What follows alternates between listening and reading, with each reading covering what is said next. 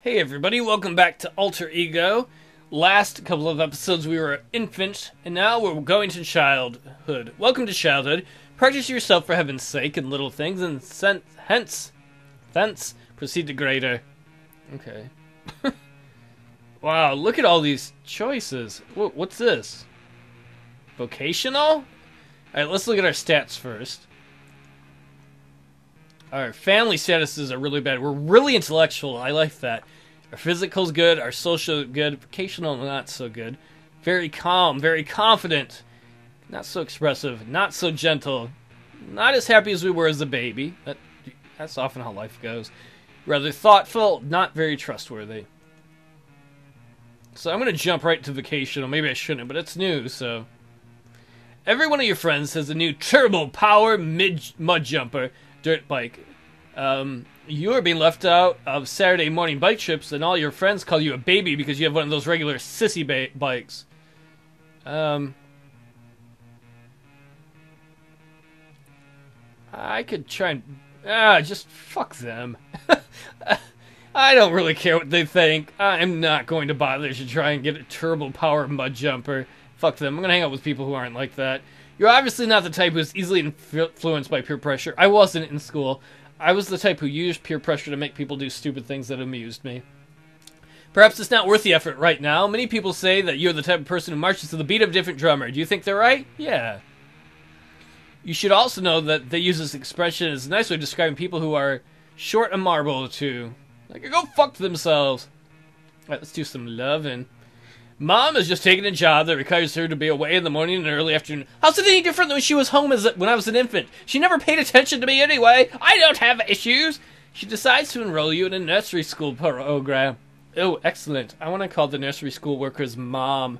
So when the real mom picks me up, I'll be like, goodbye, Mom, to the workers, and she'll be even more hurt. Upon your arrival, you are greeted by another lady with very skinny legs and very large, round... Oh, glasses. I was hoping it was going to be something else that was large and round. There are children playing with buckets of sand, building blocks, and other activities. There's a small boy sitting in the corner with tears streaming from his eyes, a runny nose, and his cheeks red from crying. What the fuck? I'm excited, and I want to give the lady with skinny legs a left hook. Oh, they're not going to let me do that? Okay, I'm going to be angry. Like, who the fuck are you? I don't know you, glasses lady. I'm going to hit her. What a nasty little boy. I'll bet you chose this because you thought you might hit her. She ducks your punch and places you firmly on the floor. Next, she reads you the riot act. You will behave appropriately. There will be no hitting. Misbehaving will be dealt with severely. This lady is all business. They don't call her old iron shins for nothing. Well, she earned my respect because I took a swing at her and it didn't work. I want to do some intellectual stuff. Who is the founder of modern chemistry? Oh, I don't know. Louis Pasteur did pasteurization. Curie, she discovered, like, radium and stuff. And I don't know who Lavoisier is. Curie? You are not correct! Who is the founder of modern psychiatry? That'd be Sigmund Freud. You are correct! Who is the first American in space? Oh, God. I want to say it was Shepard, but I'm going to go with Glenn. It's probably Shepard. You should always go with your first thing. You are not correct. Who's the inventor of the telegraph? I believe it was Marconi. No, I'm not correct. I'm getting all these wrong. Who's the Austrian-born founder of the Ethical Culture Society? I don't know. You're not correct. Who takes over as president if both the president and vice president die? It's the Speaker of the House. I know that one. You are correct. I did not do well on those. Damn it! I didn't know there was going to be, like, real stuff. Let's do some social. A neighbor approaches you and asks if you would like to make some extra money doing yard work. You evaluate the job. It is back-breaking work for $5 per week payoff. I am not interested. I reject your responsibility. Work is not for you right now. That's okay. But you have just passed up an opportunity to collect some resources. I'm a child. I already have money somehow. I have 892 monies. How much more do I need? My intellectual went down doing that quiz. I gotta fix it. Let's do another intellectual. You're in the candy store buying some candy with a $5 bill given to you by your mother. Your bill comes to 50 cents. The man gives you back a change, but no dollars. What? I am going to be angry and confused. My bill was 50 cents. I gave you a $5 bill, and you gave me nothing back? Or he gives me change, but no dollars? I want $1. I don't have a ton of pennies. The man made an honest mistake, he says. He gives you the money and tells you to be more respectful adults. More respectful adults? You're trying to cheat a child! I'm going to come and cut your teeth out. My insult wasn't good. What's the other intellectual one? Who founded the American Federation of Labor? Oh, God, I'm just going to make things worse for me. George Meany, because he's a jerk? No. Who was the first vice president of the United States? It was John Adams. Oh, I should have picked George Clinton. But yeah, it was John Adams. Who was the first ruler to consolidate the Slavic tribes? I don't know. Did somebody do it before? Somebody must have before Lenin, right? I'll go with Lenin. You're not correct. Which of these scientists is credited with the discovery of oxygen? I don't know any of these. I'm just a child. Who wrote The Great Gatsby? That was F. Scott Fitzgerald. So I got half of those right. That can't help my intellect. Oh, it did. My intellect went up. Okay, that makes me feel better. Let's do a health one. Well, rummaging around in the kitchen drawer. How about rummaging around in my own drawers? Oh, that's probably for my teen years. Conscientious. I'm going to be curious and take the matches to my room. I come across a book of matches and close the door. Now that you have the matches in the room, I'm going to strike a match. You are mesmerized with the spark and the flash of the match. You watch it burn down to the end of the shaft. A thin wisp of smoke snakes its way to the ceiling of the room. I'm going to hide the matches in case I need them to burn my family. What? Eventually you're found out and confronted. Your mom asks, how'd you get this? I might as well confess. She's going to figure it out sooner or later. She should be proud of me. I didn't burn down the house. I just have the matches. Your mom admires your truthfulness. She found the matches while she was cleaning. You are still, however, grounded for a week. Maybe I should be mad that she was like going through my shit. Doesn't that seem inappropriate? Okay, let's do another family one.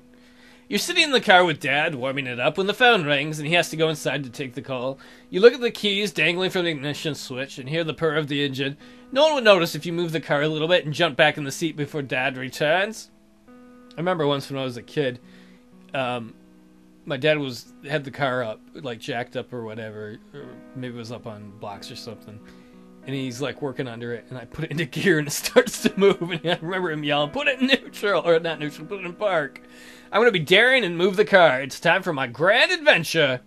You slide over and sit in the driver's seat. The steering wheel seems very large and everything looks different from this side of the car. You turn the radio off and gently shift the gear shift lever down one notch. You are on a slight incline, the car doesn't move. When you see the point is on D, you can...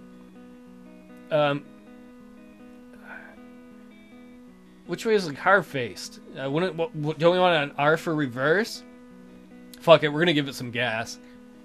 The tires spin and the car jerks forward about 25 feet. You are stopped by the fender of another car, a black and white one with a flashing light on top. When your dad comes out to see what is going on, the police officer gives him about 5 tickets. Officer, save me from these negligent parents! I was just trying to escape! You could beg the police officer to arrest you, but it would do no good. Soon you would get out of jail and be at your father's mercy anyway. You were grounded for a month. Oh, man. Come on, Dad. I'm just trying to learn how to drive. You gotta be such a wiener about that. Ooh. Wait. Okay, warning. This episode contains subject matter of a sexual nature. We're gonna go with it. At a party at the house of one of your friends, Linda Martels, also known as the most incredible fox in the 8th grade. Oh, we're middle schoolers now. Okay. Asks you to be her partner in a game that some of the kids are playing. The game is called 7 Minutes in Heaven. It's played like this. All of the couples find a place to be comfortable in a very large room. Someone is in charge of working the lights. When the lights go out, the couples make out and stuff for 7 minutes. When the lights get turned back on, the couples can either stay with each other or switch partners. Yeah, she's the most incredible fox in the 8th grade. I am aroused with an awkward middle school boner, and I accept the offer. 2 of you get comfortable and the lights go off. Linda pulls you close and presses her lips against you. You can. I'm going to kiss her a bit first. You don't want to move too fast. As you kiss her, you can feel her moving close to you, pressing her chest up against yours. You can. I'm going to try and touch the outside of her blouse. I might touch a boob! You put your hand there, half expecting to be rejected. For about 30 seconds, Linda doesn't seem to mind. You finally relax and think about your next move when slap! You are caught off guard. Your hand is removed from the offending area, and your 7 minutes are brought to an abrupt end. I touched Linda's boob. I'm a superstar. I don't regret it one bit. We're more of these social things. I need to touch more boobs. Mary Jane Jones is one of those friends who really knows how to be one of the guys. She's been a good friend of yours since 3rd grade. You would like to ask her to the school dance, except for one problem. She is 6 inches taller than you. I don't care. I've dated tall chicks before. I am self-assured I'm going to ask her to the dance. Mary Jane, will you go to the dance with me? Can it be Last Dance with Mary Jane? Oh! Of course you have a fantastic time. You make fun of everyone who's stupid enough to comment on the difference in your size. But she's that much taller. Can I have Mary Jane just beat the shit out of them? Mary Jane, crush them! 5 years after the dance, Mary Jane becomes a $3 million a year model. Oh, dude! I touched that one chick's boobs, and I went... Oh, man, I should have stayed with Mary Jane. I could have been rich. But still, it's like I dated someone who was a supermodel. Good move. Way better than my real middle school life. Alright, this episode contains matter of a sexual nature. Let's do it. Robbie Starker always gets his father's girly magazines out when friends come over to visit. That is weird.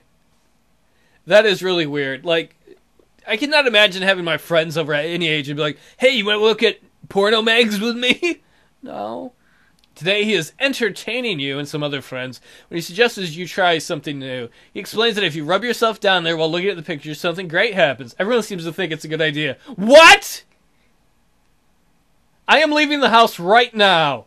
I am anxious and afraid and leaving the house. I'm not going to start grabbing dicks with a bunch of other guys. I like Mary Jane and the other person. Nothing against that, Robbie.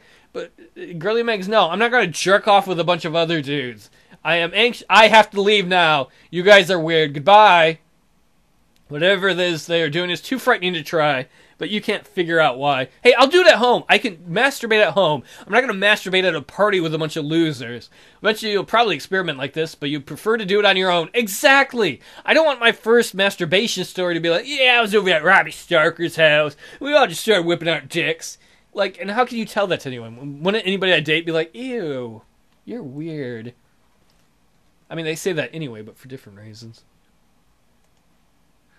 There is an elderly woman who lives in a house up the street. Everyone calls her the witch. Some people say she's really paranoid, calling the kids on cops. Kids, there are cops in the neighborhood. You better stop them.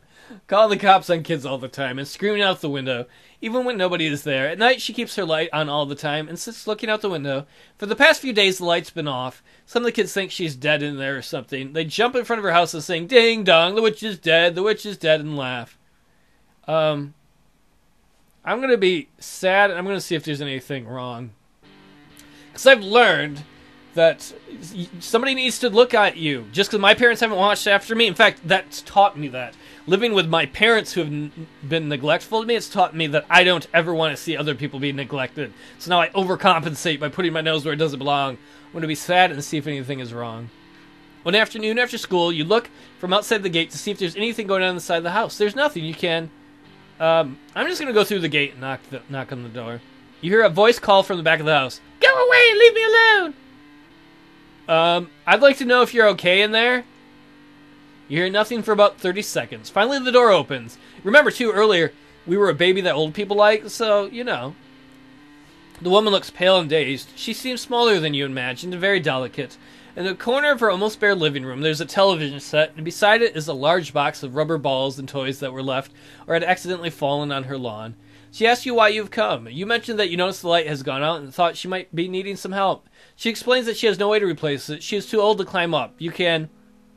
No, I'm going to ask her, look, I'm this far in. Do you want me to replace your bulb for you, lady? She thanks you and her face softens. While you're fixing the light, she tells you a very sad story. A long time ago, she had a son, very much like you, so polite and kind. She says he was a beautiful boy and repeats it over and over. As beautiful as a picture. She and her husband lived with their son, and not too far from the train yard. He used to tell her son, James Robert, stay away from the tracks, you'll get hurt. One day, his son and her husband went out to play catch with an old football. The ball got away from James and rolled across the tracks. While he was chasing it, his foot got wedged between two rails. His father and he struggled to release it. Oh my god! But before they could, they were both struck by... Oh my... Both of them were? By a freight train and killed. She's been alone ever since. She probably hates football now. When you're finished fixing the light, the lady gives you some milk and freshly baked cookies. It almost seems as though she doesn't want you to go. Before you leave, you know, I'm going to be nice. I'm going to ask her if she would like... I'm going to thank her for the cookies and ask if she ever needs some help around the house. Her face brightens. You must be paid, she says. I can't afford much, and you have to do a fine job, but you can have all the cookies and brownies you can eat. I promise you that. Hell yeah! I like that. You have done a much kinder thing than you can probably imagine at your age. You've given this woman a reason to live. Really? I just wanted cookies and brownies. Just making sure she was okay. Wow. I wish my middle school years had been that cool and nice. Let's humor our family and do a humor thing? A family thing.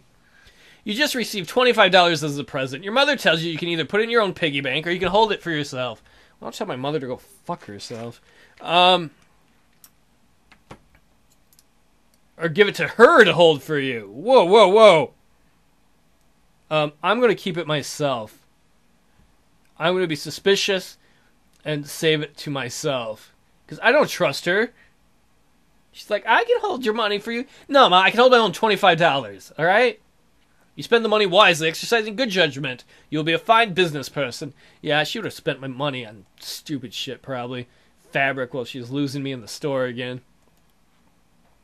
While you're playing quietly in your room, you're startled by loud, muffled sounds coming from someplace else. Seems that your parents are having a terrible fight over something. Your father's deep voice seems to be shaking the whole house. Your mother's piercing screams sound like she's being hurt terribly. I'm gonna calmly go see what the fuck is going on. The noises seem to arouse your curiosity. What could they possibly be doing? You can... I'm going to peek inside, because if they're having angry sex, I don't want to walk into that. You open the door very quietly. Mommy seems to be on top of Dad, and they are moving around making funny noises. They look a bit like they're fighting, but they don't seem to be hurting one another. Oh, no! Oh, God, no! You get a very funny feeling in your stomach, like butterflies that run back to your room. I'm glad I didn't run in there. Oh, God, no! I watched them having sex. Oh, God. Oh... Is there a stat for creep the fuck out? Hey, my intellectual and physical are maxed out. Social is good, vocational is, calmness is, confidence is. Family is not. I didn't need to see them having sex. You know what, instead of doing family things, I'm gonna go do some social stuff, I think. Oh, another sexual one. You're at the beach one day when an older but very beautiful lady noticed that your back is red and peeling. She asks if you want her to rub some cream on your back. Yeah. I'll be thankful and say, okay, yeah, okay. Some people are brought up never to impose on others when they offer help. Fortunately, you have learned that accepting help is okay and even necessary for survival. Actually, in real life, I am terrible at accepting help.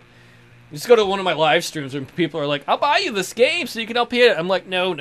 I can get my own games. The lady's hands are soft and gentle. You kind of wish she wouldn't stop. Do I pop a boner? All of a sudden, you feel a very unusual sensation in your bathing suit. An unexpected erection! How embarrassing. You can... I'm going to ignore it. I'm going to just let her keep rubbing my back as I'm sporting a boner.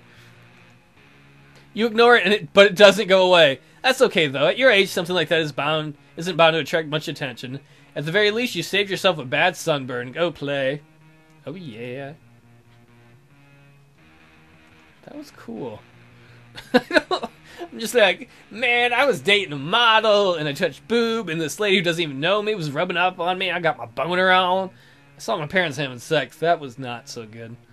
The family dog has been acting a little peculiar lately, and no one can figure out why. Some of your fellow family members suggest that maybe he should be given away, or worse, put to sleep. Oh, no, it's like that rabbit all over again. Weasley Rabbit? I forget his name. Dad delivers an ultimatum. The dog must shape up or ship out. You're the only one in the house who can take responsibility for getting him back into shape. I don't even... Fine. I'm going to look out for the dog, because that's the way our family is. If you don't behave right, they get rid of you.